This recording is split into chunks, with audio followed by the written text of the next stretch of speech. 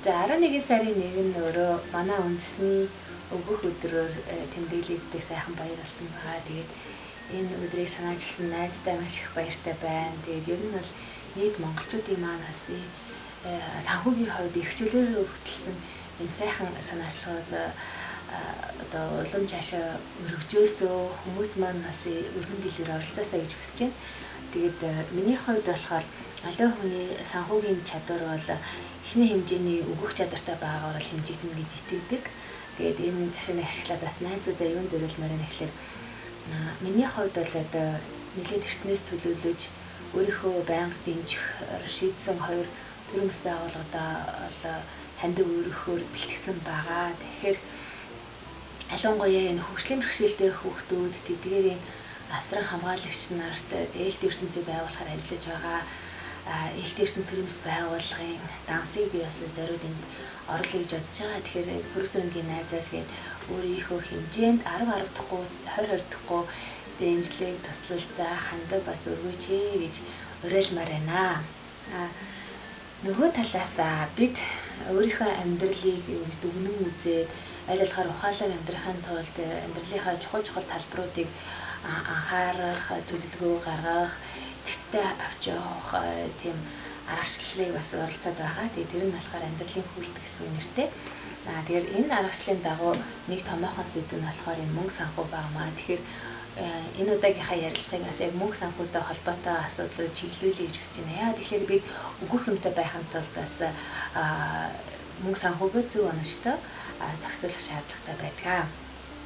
Тэгэхээр хэдийгээр санхүүгийн мэрэгчлээ хүн биш ч гэсэндээ яах аргагүй хоёр хүний төвшинч ч гэсэндээ өрхийн төвшинч ч гэсэндээ орлого болон зарлагын тухай яах шаардлагатай байдаг. Тэгэхээр орлогын хувьд бол тогтмол цалин байгаа. Дээрээс нь найз нөхөд ээж аав хамаатан садан ойр дотны хүмүүсээс өгдөг хандив биелэг тусламж тэтгэлэг гэх мэтлэн ийм олон хэлбэрийн бас мөнгө урсгал биелэг хөрөнгөний урсгал бас байж болдог. Нөгөө талаас болохоор бас идэхгүй хэлбэрээр одоо банкнд мөнгө хадгалуулсан бол тэрний хүү орж ирэх ч юм уу. Хэрвээ ямар нэгэн бизнест одоо хөрөнгө оруулаад тэр нь одоо сайн яваад ашиг одоо хуваарлахаар бол ашиг орж ирдэг ч юм уу. Бас энэ хөрөнгөний зах зээл хөгжсөн орнуудад бол их чухал хэсэг болоод явдаг. Бидний хувьд л дөнгөж гараан дээр байгаа энийг чухал их үсэг бол бас л дурдвал зохистой зүйл юм аа. Яагаад гэвэл бид одоо өгөх юмтай байхын тулд мөнгө санхүүгээ болон харьжуулах шаардлагатай байгаа. Тэгэхээр энэ мөнгө их үсрэг тус бүртээ өөрийн аргачлалтай байдаг учраас яг ямар их үсрэг гэдэг хэлбэр дээр нь анхаарч ялган салгах хэрэгтэй болно. За орлогоо нэмэгдүүлэх арга нь бас нөгөө тал дээр хэмнэлт байдаг. Зардлаа бууруулах. Тэгэхээр бид бас одоо энэ мөнгө бол хоёр талтай байгаач нэг талаас орж ирдэг нөгөө талаас бол гарч явж байгаа. Тэгэхээр гарахтаа бол яг амьдралын маань хэрэгцээнд үнцэн хэрэгцээнд зориулж гинөө эсвэл одоо төдийлөн шаардлагагүй тансаг хэрэглээнд ч юм уу эсвэл нэг тийм сэтгэлийн хөдөлгөөнч гэдэг юм уу эсвэл одоо юу гэдэг өрсөлдөөнч гэдэг юм уу ямар нэгэн байдлаар тэр их хэмжээний мөнгө төгрөгийг одоо биднээс аваад явчих зүйлс бол байдаг. Улаан цайн одоо мөрөдөд тоглох хятад зэрэг улс орнууд дээр нэг том юм байдаг гэсэн. Тэгэхээр манай Монголд бол харьцангуй тэр соёл байгаа. Тэгээ би чааш ч гэсэндээ байгаагаасаа гэж хүсдэг. Ер нь бол энэ азаас сорьсон үйлдэл хэдийгээр одоо бэлэгшээл зохистой юм шиг санагдаж нөгөө талаасаа бол одоо яг тэр мэрэгэн ухаан дээр үндэслэж гаргаж байгаа шийдвэрүүдээс бол хайгуу тийм сул дорой юм шиг санагдт юм аа.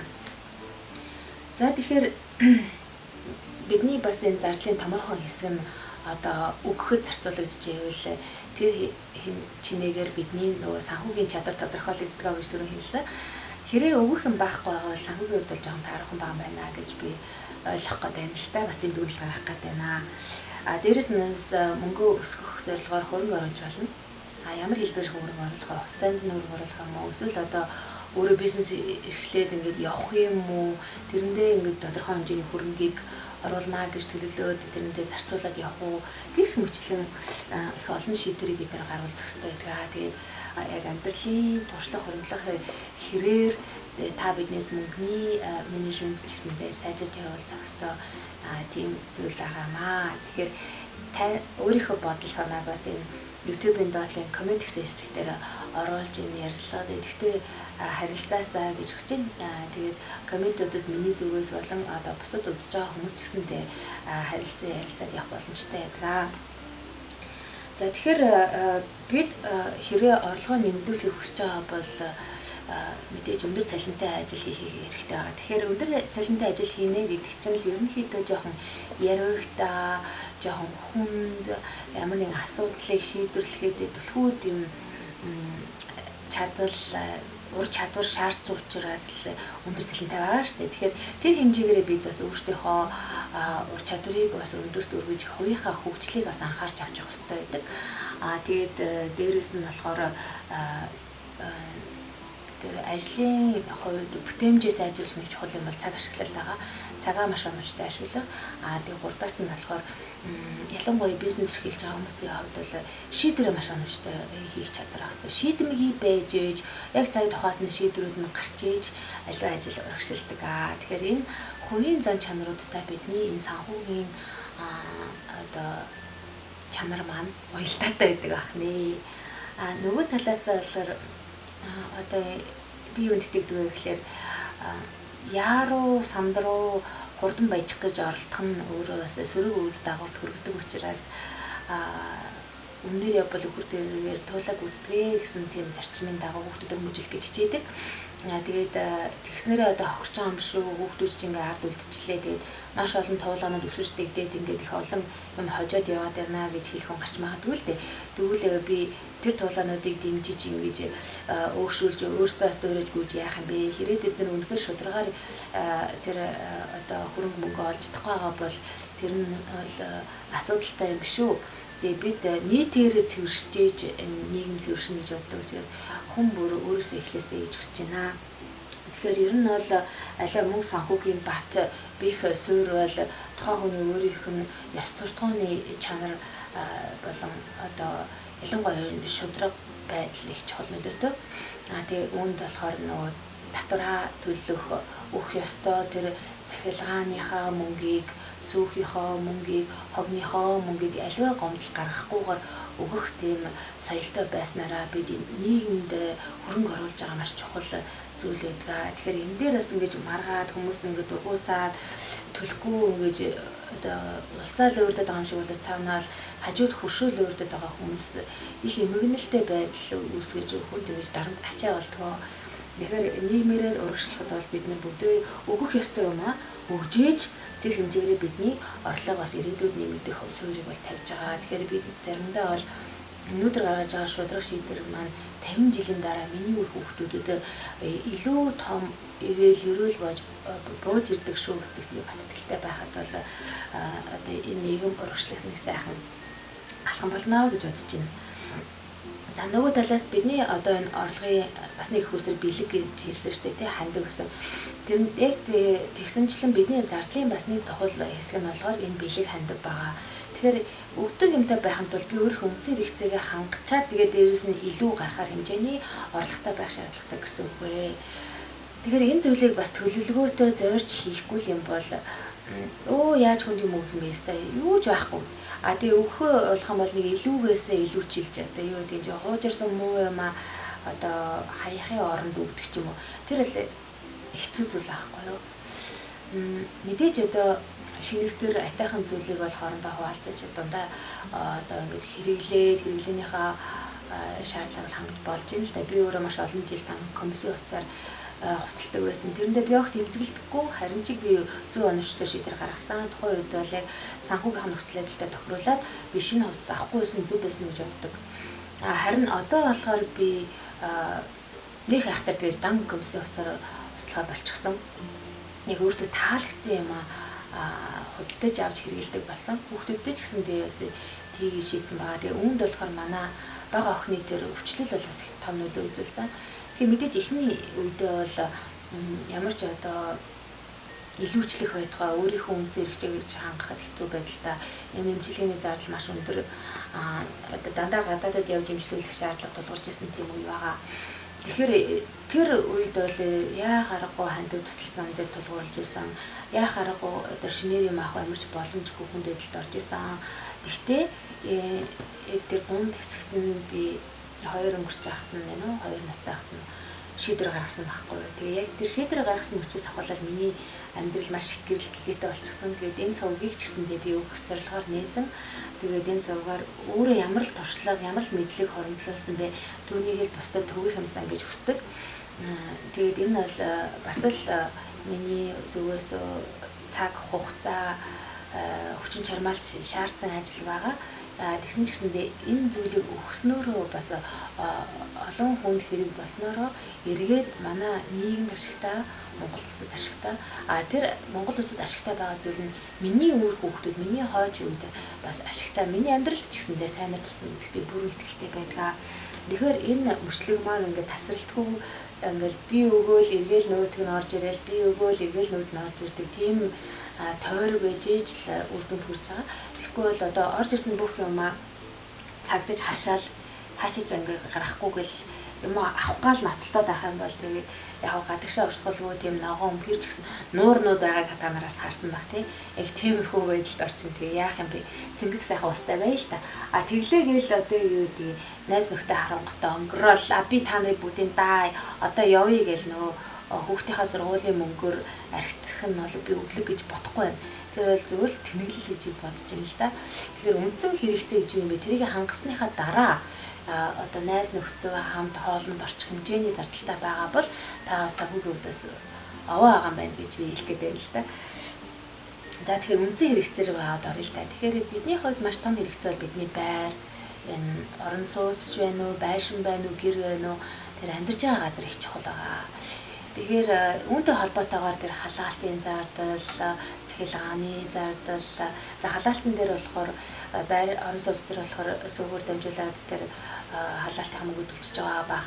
Харин гэр хороолт байшин юм уу гэрт амьдарч байгаа хүмүүсд бол зайлшгүй одоогийн байдлаар бол төлхөөний нүүр сэргэлээд байгаа. Тэгээд ер нь бол энэ эрчим хүчний асуудалд маш их анхаарах шаардлагатай. Бас энэ дэлхийн дулаалтай холбоотой, өөр онцлогийн өөрчлөлттэй холбоотой, бас ер нь энэ агаар бохирдуулагч энэ бодисууд энэ Улаанбаатарын агаарын чанартай холбоотойгоос бодвоштой юмнууд их байгаад байгаамаа. Тэгэхээр ер нь энэ талаар ч гэсэндээ миний хувьд бол маш их судалгаа хийдэг. Би юутай ч бай яг нүүр шатаахгүй гэж шийдээд явдаг л та. Тэгээд тэгснээрээс миний нөө цахилгааны зардал маш өндөр гардаг. Тэгэхээр энэ их өндөр цахилгааны зардлыг тэр болгон даагаад явах хүмүүс бол цөөхөн байгаа шүү дээ. Энэ тохиолдолд болохоор яаж энийг нөхөх юм бэ? Яаж одоо нарны ч юм уу, салхины ч юм уу эрчим хүч ашиглах боломжтой вэ гэх мэтлэн ийм асуудал тулгардаг. Тэгээ дээрээс нь энэ сэргийгдэх эрчим хүчний дэмжих тариф гэдэг та бүхний цахилгаан дээр гарч байгаа. Одоо миний хувьд ч гэсэндээ одоо гараад энэ ямар өчтэй юм бэ? Энэ юу болоод байгаа юм бэ гэдээ би гайхаа тухайн үед ойлгохгүй тодруулж ирсэн. Тэгээ тэрийг юу гэж ойлгосон бэ гэхээр одоо манай эрчим хүчний тогтолцоонд нар болон сарны салхины одоо эрчим хүчний үлдэрүүд нь ингэж цахилгаан нийлүүлж байгаа. Тэгээ тэрний төлбөр бас болдог юм байна гэдгийг бол ойлгосон. Тэгээ ер нь бол цаашдаа бид дандаа сэргээгдэх эрчим хүчээр өөртөөхөө эрчим хүчний хэрэгцээг хангадаг болчих юм бол эрүүл мэндийн хувьд ч гэсэндээ маш их зүйл их боломжтой юм аа. За тэгээ эрүүл мэндийг дурдсан юм чинь одоо энэ мөнгөө одоо өсгөх нэг арга бол мөнгөө хэмнэх гэж дөрөв хэлсэнчлэн ийм эмчилгээний зардлыг хэмнэх маш том боломж бол эрүүл мэндээ сайжруулах юм аа. Тэгээд эрүүл мэндээ сайжруулахад бол бид бол чанартай сайн хоолтыг бол эрхэмлэх хэрэгтэй. Тэгээд энэ дээр одоо дэлхийд байхгүй мундаг юм идэгсэн нэлээгүй шүү. Юу хэлээд байгаа юм бэ гэхээр биеинд одоо хортой нөлөө үзүүлэх чипс юм уу? Одоо энэ KFC-ийн тэр шарсан дахиад ч юм уу тийм бэлэн хоолоор байн хооллох нь бол хортой юм аа. Тэрний оронд одоо Монгол төртөд тэргүй юм сайхан бэлчээрээрээ эдээшилсэн мал байна, малынхаа махыг идээд тэгээд бид нар өөрсдөө бас улаан буудаага тарж байгаа хэмжээнд тэр Монгол хөрсөндөө ургуулсан сайхан улаан буудааныхаа бүхэл бүрийн гурилаар хоолоо хийгээд тэгээд одоо их сайхан хүнсний хөдөө аж ахуй хөгжиж байгаа. Тэгэхээр тэр бүх эрүүл гоё Монгол ногоогоо идээд ийм сайхан хөрсөнд ургаж байгаа юм чи мэдээж би манай одоо хүнсний ногоо үнэхээр гайхалтай амт чанартай байгаа. Тэгээ тэрийг идэж хөвших хэрэгтэй байна. Дүүрслэн манай монголч чинь одоо С витаминээр баялаг, антиоксидантаар баялаг, энэ зэрлэг жимсгэн, сүүлийн үед бас тармил жимсгэн ч гэсэндээ нэмэгдсэн. Тэгэхээр одоо мундаг халуун орны жимсийг тогтмол одоо холоос зөөлгөж идээд чадахгүй маа гэдэг ойр зөөр байгаа энэ сайхан зүйлүүдээ авч нөөцлөх хэрэгтэй байгаамаа. Тэгэхээр өөрийнхөө одоо хэрэгцээг яг л нөгөө нэг өвлийн идэж бэлдэж байгаа юм шиг жимсгнээ ч гэсэндээ ногоогоо ч гэсэндээ одоо ураагаад авах бас боломж байгаа шүү. Тэгээд энэ дээр бас би энэ шарх болоогүй сорталчламаар байна. Яагаад вэ гэхээр өрн хүртэл омега 3 таа гэж би энэ зун л мэдэж авсан тийм гайхамшигтай ногоо яг хажууханд маань хямдвтар байж байгаа байхгүй юу.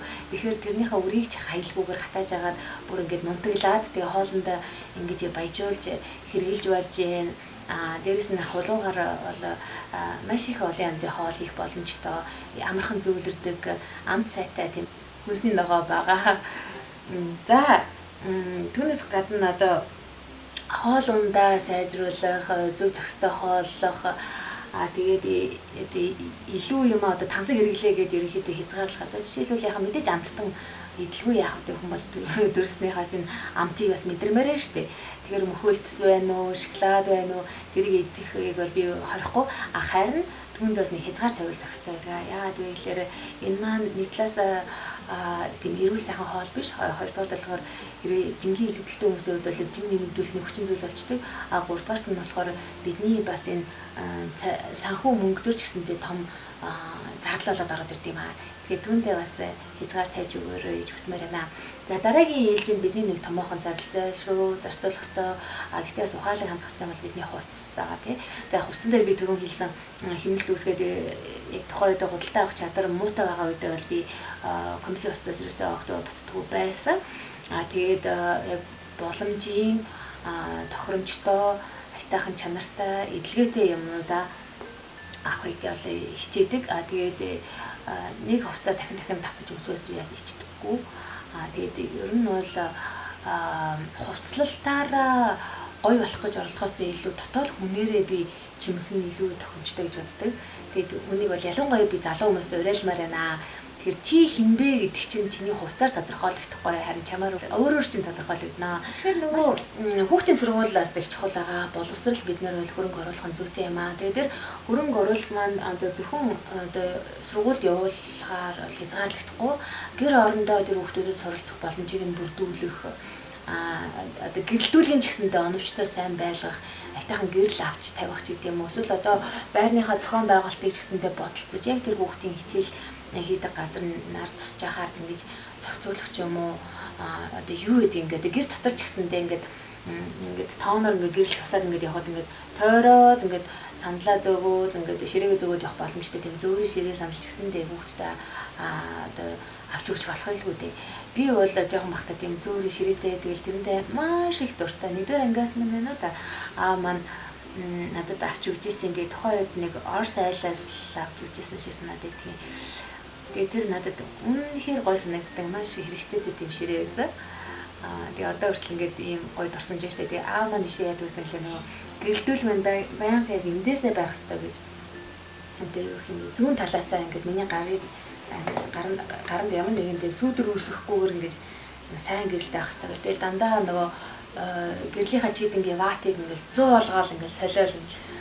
Тэгээ одоо бодох нь хэмжээний хөрөнгө оруулалтыг надад хийж ижтэй. Тэгээд эдгээр энэ жижигхэн чимхлэр юм шиг байвч үнэндээ бол миний одоо эрдэм сурах хүслээ мэлслийг бол маш их хэмжээгээр дэвэргэж өгсөн. Тэгээд би аавдаа маш их талархаж явдаг юм аа.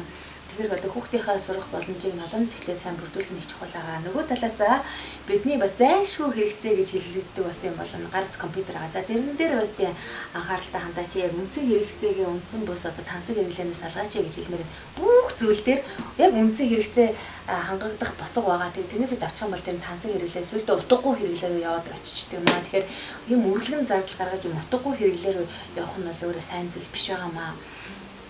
Тэгэхээр гар утас компьютерийг миний одоогийн хэрэгцээг хангаж гинөө гэдэгтэй л оршдог болохоос биш одоо юу гэдэг дэлхийд байгаа хамгийн мундаг хамгийн сүүлийн юм гэдэг юмны араас хөөцөлтөд бол үр дүн байхгүй. Тэгээ дээрэс нь нэг олигтой сурч чадахгүй мөртлөө нэг мундаг утас бариад яах юм ямар зорилготой юм бэ гэдэг асуултыг тамаар санагддаг л да. За тэгэхээр би бол эхэндээ компьютерийг бол зөвхөн одоо яг шивдэг байдлаар л одоо бичгийн машин шиг хэрэгжилжсэн учраас надад бол Word ажиллаж левел болоо гэд би нэг хуучин десктоп компьютер аваад тэгэл тэрнээр өөр хэрэгцээг хангачижсэн. Тэгээд одоо шаардлага нэмэгдэх хэрээр одоо бол би Mac Airbook ч юм уу Mac Pro ч юм уу MacBook Pro ашиглаж байгаа байхгүй юу. Тэгэхээр тэр чинь юу гэсэн үг гэхээр миний санхүүгийн байдал сайжрах тусам би өөртөөс хөрөнгө оруулж ийн тэр зүйлээрээ дамжуулаад одоо энэ бүтээгдэхүүнүүдийг гаргаж байгаа байхгүй юу. Тэгэхээр гих мэтлэн энэ өөрийнхөө чадвар за тухайн үеийн хэрэгцээ бүх зүйлийг бодолцоод яг тэр үедээ л оптимал яг аль аль талаас илүүчгүй дутуучгүй хангагдсан байж ш тэр бол оновчтой захиран зарцуулалт болоод явдаг. Тэгэхээр ямар нэгэн билээ дандаа хальсан юм хийгээд ивэл тэр нь бол оновчгүй мөнгө үргэлжлэн байдлаар зарж байгааг хэлбэр байдаг. Тэгээ ер нь бол гар утас компьютер дээр зүгээр нэг энгийн асаргаа маягийн тийм ээ одоо ингээд яг зөв зохистой залгуураар ингэж цэнэглэх цэнэг нь болохоор тэр ампер вольтын гүрт нь яг тохирсон байдалтай байж иж цэнэглэгдэх юм дээр чинь буруу зөрүү залгуур аваад тэгэл юм өндөр чадaltaй ориг хүчнүүд ашигтайгаал ингэж явдаг. Тэгэхээр тэр бол айгүй харамсалтай. Тэр зүйлийг бас бодох хэрэгтэй байна бид. За дээрээс нь бидэнд бол одоо унаа тээврийн зардал шаардлагатай байгаа. Тэрэндээ бид нэр зайлшгүй мөнгө гаргах хэрэгтэй болно. Тэгэхээр хувийн машинтай бол тэр хувийн машинтай холбоотой маш их хэмжээний мөнгө зарцуулах шаардлагатай болдог. Ер нь бол энэ засвар үйлчилгээ сайн хийснээрээ тухайн одоо эд зүйлийнхаа эдэлгээг бид нэр уртсгадаг. Тийм учраас одоо ингээд өгөл болох гэж машиныхаа дууг солих хэрэгтэй болно, тас усын солих хэрэгтэй болно. За хавар олж за дүүл эргээд нөгөө нэг зуныхаа гормын руу шилжинэ гэдэг ч юм уу. Гэх мэтлэн байдлаар бид нэр явцынхаа халамжийг сайн тавих юм бол бидний эд зүйл ч гэсэндээ одоо зардал багтаагаар ажиллаад байхаас боломж байгаамаа. Тэгээд ер нь бол яг Монголынхаа нөхцөл тохирсон ямар машин нөлөө оновчтой вэ? За тэгээ юуны төлөө би аваад байгаа вэ гэдгийг бас бодолцсон байгаа. Цаашдаа бас яг энэ мөнгө санхүүгийн зардал дээрээ би өөрийгөө голсон учраас хүнд айтайхан харагдах гэж хичээж байна. Эсвэл үнэхээр миний үнцэн хэрэгцээ учраас би энэ зүйлийг авч хэрэгжилж байна гэдэг дээрээ бас анхаарах юм бол мөнгө санхүүгийн маань зарцуулалт бол сайн болтгоо. Тэгээд одоо яг тодорхой зөвлөмжүүд рүү орё гэж бодож байна л да. Тэгэхээр миний хувьд болохоор мөнгө санхүүгээ бүр наривчлан яг хэдэн төгрөг орж ийн хаанаас орж ийн юу байсан бэ? Хэдэн төгрөг гарч ийн хаашаа гарч ийн яг юунд зарцуулсан бэ гэдэг маш наривчлан Excel sheet-эн дээр ингээд юм маягтын дагуу би бүртгэдэг байсан. 2 жил би тэгж бүртгэсэн. Тэгэхээр нөхөртөө хамт энэ зүйлийг бүртгэсний үндсэн дээр битээр одоо мөнгө төгрөгөө маш оновчтой сайн хэрэглэж сурсан. Нөгөө талаас битээрийн хувьдаас энэ харилцааны хувьд бол маш нээлттэй ихтгэлцлийн тийм гүн үнцгийн харилцаа бий болгоод хэрэг болсон байгаа. Тэгээд ер нь бол мөнгөн дээр ингэж санал нэгдэж байгаа тохиолдолд бол аливаа амьдралын асуудал дээр санал нэгдэх магадлалаас их өндөр болчдөг. Тэгээд мөнгөн дээр хэрэг хаграал тэгэл миний мөнгө гэл тустай нөгөө хүний мөнгө гэл тустай тэгээд захиран зарцуулах эрхэм ч гэсэндээ хоёр тустай тэгээд өөрийнхөө мөнгийг нөхрөөсөө харамлсан байдалтай байгаа бол энэ бол яг тийм гэр бүл бол чадаагүй юм болов гэж бодоод байдаг шүү дээ. Надад бол тэр аягүй чухал санагддаг. Энэ мөнгө өөрөө хүмүүсийн хоорондын харилцаа бас тэр хүн ямар хүн бэ гэдгийг тодорхойлдог. Тэгээд хамт олныг бас бүрдүүлэхэд их чухал үүрэг гүйцэтгэдэг гэж би бодд юм аа. Тэгээд дээрэс нь энэ мөнгөний бас нэг аягүй чухал зорилго болохоор хүн хоорондын харилцааг бэхжүүлэх тийм бэлгэсэлт тэтгэлэг одоо хандвар бие биенээ дэмжихтэй сүүлийн үед Монголдаас их гоё хөдөлгөөнүүд их өргөндөг болсон бие биенээ гэж үүдэн татдаг болсон. Тэгээ тэр ойлгон харин хүмүүсийн олон сайхан сэтгэлийн тэр бэлэг яг өнөдөө олоосоо зөв өндөр очиосоо гэж ил бодох юм да. Тэгээ зарим хүмүүс бол үнэндээ ингээд хичнээн туслаад нэмэрхүү гэж хэлвэд юм айхтар хүнд хүмүүс байдаг л та. Тэгээд эргүүлээд над руу дайж дашилсан намайг гүтгсэн намайг дамжуулсан тохиолдолд нэлээд гарч ирсэн. Гэхдээ тэглээгээд би ял няцахгүй төлөвлөлөөд өдгөрөө өгнө. Харин энэ удаадаа би юу гэж ойлгосон бэ гэхээр өгөхдөө ч гэсэндээ тийм хамгаалттайгаар өгвөл зүгээр юм байна гэж би өөртөө сургамж олгож авсан. Тийм учраас би одоо яг энэ ээлт ертөнцтэй хамтарч ажилладаг болсон. Тэгээ та нарыг ч гэсэн ээлт ертөнцийг дэмжээч. Тэгснээрээ бас энэ зовлон бэрхшээлтэй байгаа энэ хүүхдүүдтэй бас тэдний гэр бүлүүдтээс дэмжлэг болооч гэж уриалмаар байгаамаа. Тэгээ зарим тохиолдолд бид мэдээж нэг удаагийн хамт олонны мөнгө төлөөлөд ингээд юм аян зохион байгуулах бол сайн хэрэг. Нөгөө талаас тогтмол байнга ингэж мөнгө өргөж ингэж сурах нь хандивлаж сурах нь тэр нэг зохион байгуулалттай итгэмжтэй хүмүүсээр дамжиж ингэж явдаг байх нь бас манай нийгмийн хөгжлийн нэг том үзүүлэлт гэж бодож байна. За тэгээд та бүхэн энэ мөнгө санхүүгийн хувьд бол улам амжилттай байгаасаа тэгээд Монголынхаа үндэсний гайхамшигтай сайхан өгөх өдрийг ерөөсийн байдлаар тэмдэглээсэй гэж хүсэж байна. Тэгэхээр мэдээж та нарт бол дотны сайхан хүмүүс байгаа. Юуны өмнө бол бидний төрүүлж өсгсөн ээж аауд маань байгаа. Тэдэндээ бэлэг өгөх нь бол зүйтэй гэж бодож байна. Найз нөхөд хамаатан садан дотроос нь тийм гайхамшигтай хүмүүс байдаг. Тэгээд тэднэртэй бас онцолж өглөг өгөөсөө гэж уриалж байна. Тэгээд бас нийгэмдээ хандсан энэ сайхан өглгүүдийг өгөөрэй. Өвлийн эзэн болоорой гэж хүсэж байна. За өгөр өндөрлөе баярлалаа.